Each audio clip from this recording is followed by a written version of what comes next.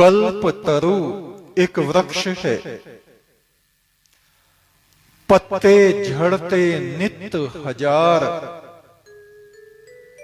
नए नए पत्ते लगते हैं, पुराने पुराने पत्ते झड़ते चले जाते हैं। जगत रूपी ये वृक्ष है, कल्पतरु है।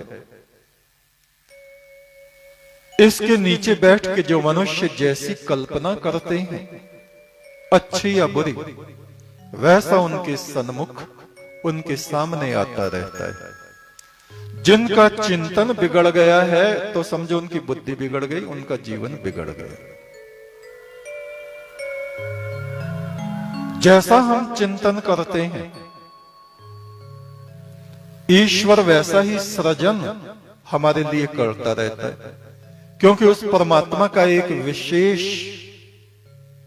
पुर्जा हमारे भीतर लगा हुआ है, जिसको हम आत्मा कहते हैं।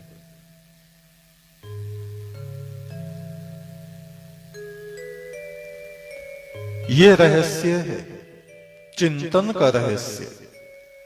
जो मनुष्य निरंतर निरंतर जैसा चिंतन करता रहता है, वैसे व्यक्ति, वैसी बातें, वैसी घटनाएं साकार बन बन के उसके सामने आती रहती हैं। आप निरंतर चिंतन करो, मैं देवात्मा हूं, मैं परमात्मा का मित्र हूं, मैं देवात्मा हूं, मैं परमात्मा का मित्र हूं। धीरे धीरे धीरे आत्मा का प्रकाश बढ़ने लगेगा। परमात्मा की किरणें आपके आत्मा की किरणों से संयोग करने लगेंगे। उस परमात्मा से संयुक्त हो जाइए और स्थूल में भी, सूक्ष्म में तो है ही, स्थूल में भी वो बातें, वे घटनाएं आपके सन्मुख उपस्थित होने लगेंगे। देवात्माएं आपसे संपर्क करेंगी, सिद्ध आत्माएं आपसे स्वयं संपर्क करेंगे। कहीं दीपक जलता है तो अपने आप इधर उधर से पंछी, छोटे छोटे बुनगे आ जाते हैं। जिसके हृदय में निरंतर परमात्मा का सुमरन उठता रहता है, एक तू एक तू एक तू सच्चा,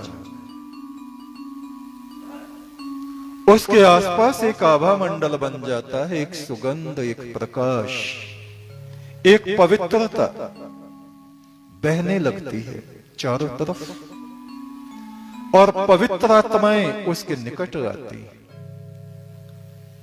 ईश्वर की दिव्य आभा उसमें प्रविष्ट होने लगती है। कल्पतरु एक वृक्ष है, पत्ते झड़े नित हजार। हजारों पत्ते इसमें झड़ रहे हैं, हजारों पत्ते पुनः लग रहे हैं। हजारों आत्माएं पृथ्वी की तरफ आ रही हैं और हजारों यहां से शरीर छोड़ छोड़ के जा रही हैं। आवागमन, आना और जाना, आना और जाना, ये निरंतर लगा हुआ है। और उन पत्तों ने ढक लिया है सच्चे प्रभु का उजियार। ये पत्ते हमें लोग हैं, हमारे संपर्क में जैसे लोग हैं, उनके साथ जिस जिस तरह के हमारे संबंध हैं,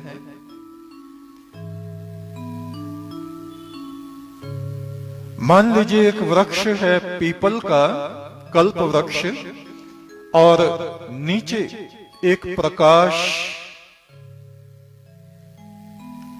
ऐसा पत्थर, ऐसी मणि रखी है जिसमें से प्रकाश निकल रहा है। दीपक नहीं, अग्नि नहीं,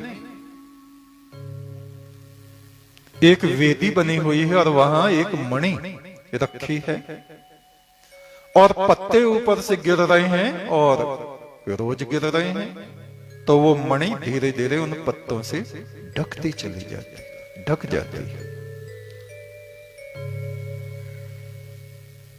बहुत वर्षों पहले किसी ने देखा होगा कि यहां एक मणि थी। अगर वो वहां आएगा तो खोज करेगा और पत्ते हटाएगा, और जिन्होंने पहले उसको देखा ही नहीं, तो वे तो गुजर रहे हैं, उस पेड़ के नीचे बैठे भी हैं, आ भी रहे हैं, जा भी रहे हैं, उनको पता नहीं कि यहां एक दिव्य प्रकाश मणि थी या अब भी है, और वो तो है। वो मणि ही हमारी आत्मा है।